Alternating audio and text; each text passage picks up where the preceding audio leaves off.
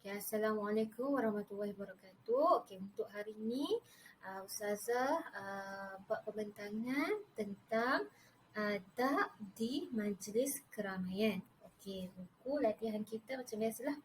Buku ni, okay, adab dan akhlak Islamiah. Okay, untuk hari ini tajuk kita adab di majlis keramaian. Okay, kita pergi ke slide yang seterusnya. Okay, apa maksud keramaian?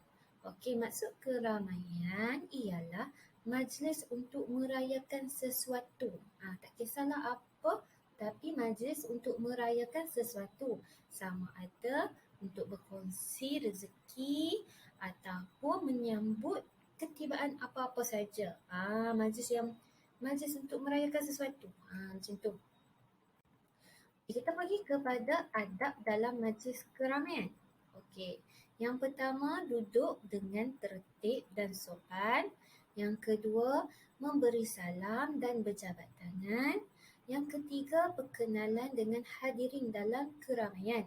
Yang keempat, memakai pakaian sopan dan menutup aurat. Yang kelima, memerlukan tempat di barisan hadapan terlebih dahulu. Okey, yang keenam, menjaga pandangan dan memberi perhatian dalam keramaian. Dan yang ketiga, yang ketujuh, berbual perkara yang berfaedah dengan suara yang sederhana. Akhir sekali, memberi tempat duduk kepada orang yang baru sampai. Okey, kita pergi kepada poin yang kelima, iaitu memerlukan tempat di barisan hadapan terlebih dahulu. Okey, untuk dalam sesuatu majlis, dalam majlis, yang datang awal, perlu memerlukan tempat di barisan hadapan. Kenapa kena penuhkan barisan hadapan? Sebab apabila orang lain yang datang lambat, dia orang takkan cari dah tempat, dia orang dah tahu dah.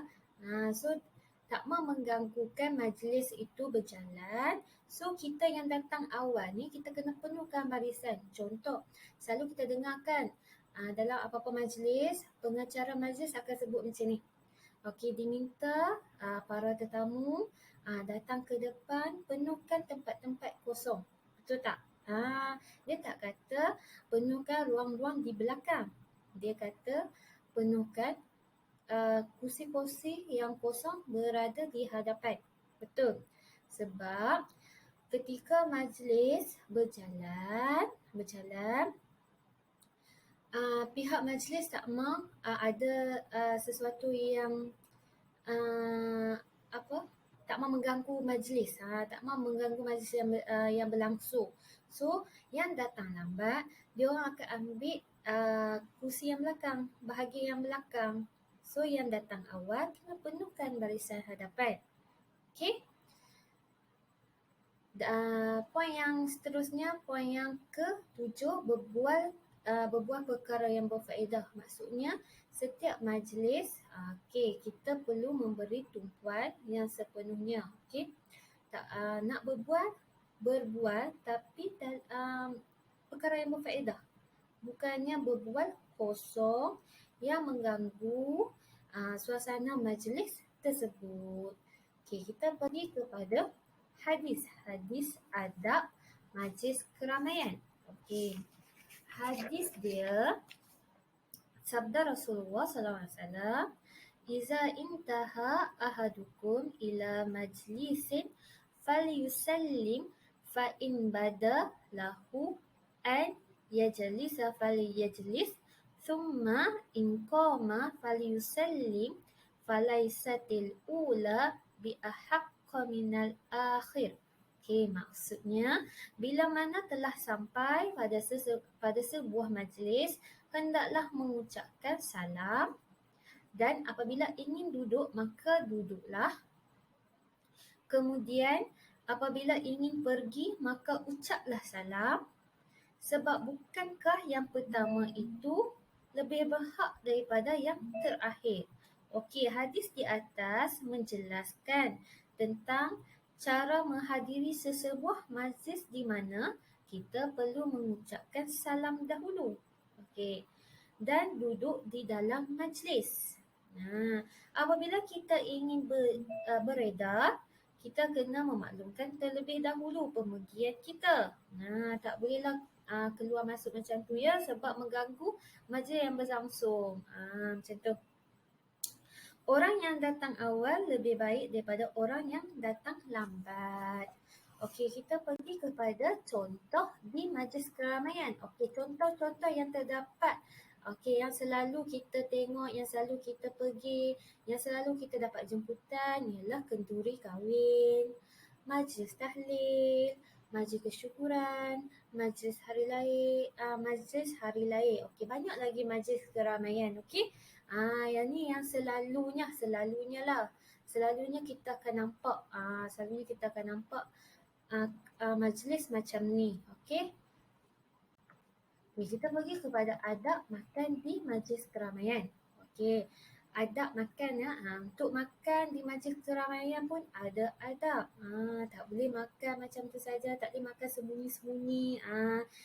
Kalau nak makan selalunya kita kalau macam kita mengantuk, selalunya kita akan makan gula-gula lah untuk hilangkan mengantuk. Tapi bukannya makan nasi ya dan dewan.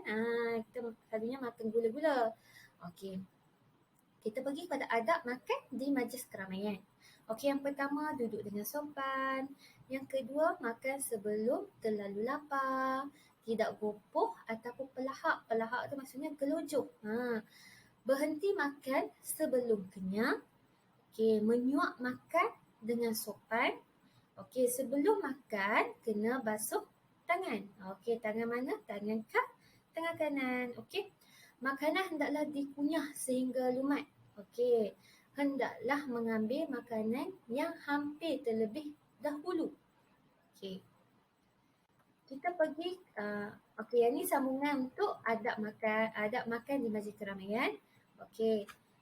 Seterusnya makanan hendaklah dikunyah sehingga lumat. Okey. Membaca Bismillahirrahmanirrahim dan doa makan. Okey. Jika makan beramai-ramai, biarlah dimulakan orang yang lebih tua. Okey, kita menghormati orang yang lebih tua. So orang yang tua kita dahulukan. Diorang ambil makanan. Habis diorang ambil makanan, baru kita pula. Okey? Okey, yang tadi kita pergi kepada adab makan. Okey, sekarang kita pergi kepada adab minum pula. Okey, adab minum di majlis keramaian. Okey, yang pertama tidak membazir. Yang kedua, minum. Duduk ya, minum dengan duduk. Yang ketiga, hendaklah minum seteguk. Okey, maksudnya bukanlah seteguk atau berhenti kita dahaga. Maksudnya kita minum seteguk by seteguk, bukannya grup macam tu nah. Okey. Yang ketiga, membaca alhamdulillah selepas minum. Okey, yang keempat, tidak minum air yang terlalu panas. Okey. Yang kelima, tuang air minuman dengan berhati-hati. Okey, yang keenam, tidak bercakap-cakap ketika minum. Yang seterusnya, memegang cawan ataupun gelas dengan tangan kanan. Okey, tangan kanan. Kita nak pegang apa-apa pun kita pegang dengan tangan kanan kan. Okey. Membaca Bismillahirrahmanirrahim sebelum minum. Okey. Kita pergi kepada doa sebelum makan dan minum. Siapa yang selalu makan tak baca doa? Ada. Salah tahu ada yang makan tak baca doa pun ada tahu. Okey, sebelum nak makan kita kena baca dulu doa sebelum makan dan minum. Okey. Macam mana nak baca doa sebelum makan? Okey, kita baca sama-sama tau. Bismillahirrahmanirrahim. Allahumma barik lana fima razaqtana wa qina azabannar. Okey, ya Allah, berkatilah kami dalam rezeki yang telah Engkau berikan kepada kami dan peliharalah kami dari siksa api neraka. Okey, dah lepas-lepas kita dah makan, sebelum makan pun kita dah baca doa, kita makan, kita dah kenyang apa semua. ada doa selepas makan dan minum. Jom kita baca sama-sama. Bismillahirrahmanirrahim.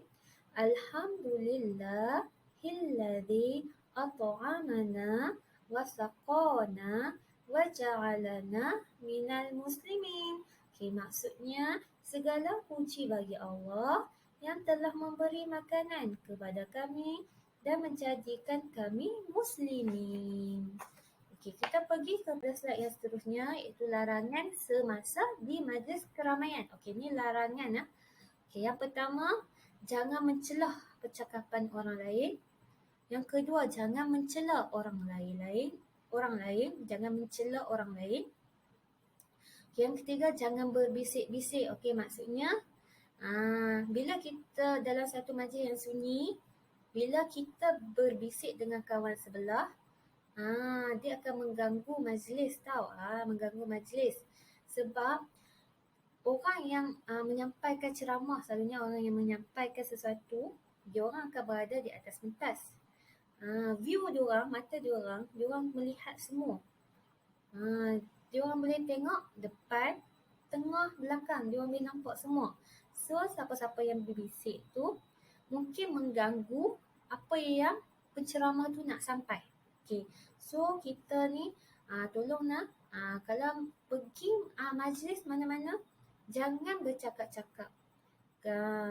Kemungkinan kawan sebelah kita, dia nak fokus dalam majlis tu, tapi sebabkan kita nak bersembang, nak berbual, terganggu tumpuan dia. Okey. Yang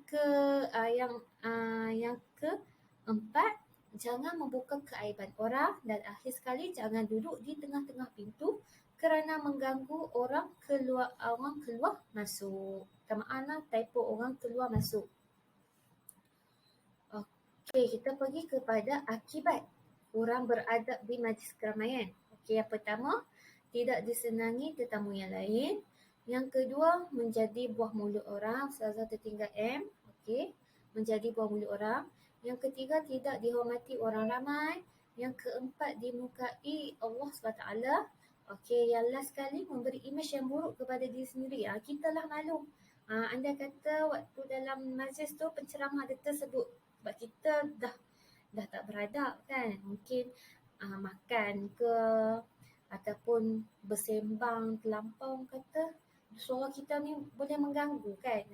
So bila penceramah tu panggil kita, kita akan jadi malu. Bila kita dah terjumpa dengan orang yang dalam majlis tu, dia tu lah yang suka menyembang dalam majlis. So memberi imej kita kurang baik, kurang elok lah untuk diri kita sendiri. Okay, kita pergi kepada hikmah. Okey, hikmah beradab di majlis keramaian. Okey, nama baik kita terpelihara.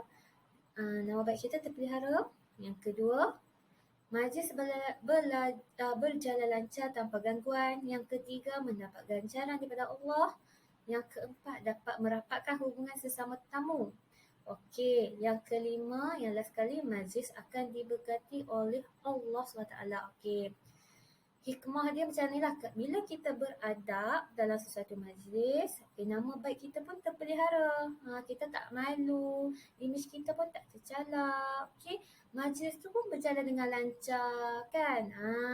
Lepas tu, majlis yang baik-baik ni, yang selalunya majlis yang dalam skop Islam, okey, akan diberkati oleh Allah.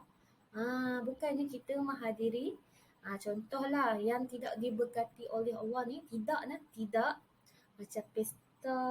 Okey, pesta apa? Contoh pesta liar, pesta yang memabuk-mabukkan kan. Yang tu malaikat pun tak hadir kan. Selalunya malaikat hadir macam majlis khatam Al-Quran. Sebab setiap kali kita berzikir, malaikat ni, kiri kanan kita ni, tak larat nak cantik-cantik pahala kita dapat. So kita kena pergi ke majlis yang baik-baik kan. Macam tu. Okey, sampai sini je slide Ustazah. Okey, Ustazah harap untuk latihan seterusnya buat tahu. Okey, Assalamualaikum. Terima kasih.